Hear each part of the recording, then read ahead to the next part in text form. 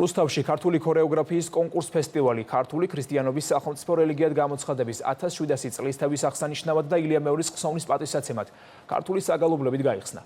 კონცერტზე ფესტივალისთვის შექმნილი პროგრამით წარდგნენ კახაბერი და ხანუმები, შავნაბა და თუთარჩელა და ანსამბლი ჯავარი. წელს ქართულში სხვადასხვა რეგიონის ანსამბლების გარდა გერმანიიდან, შვედეთიდან და საბერძნეთიდან ჩამოსული ქართული დიასპორები ჩაერთვებიან. ქართული ქორეოგრაფიის მოყვარულებს რუსთავის პარკში გახსნილი საფესტივალო სივრცე 10 დღის განმავლობაში უმასპინძლებს. ვიტყოდი, რომ ეს ერთ-ერთი შესანიშნავი ფესტივალია ჩვენს ქვეყანაში.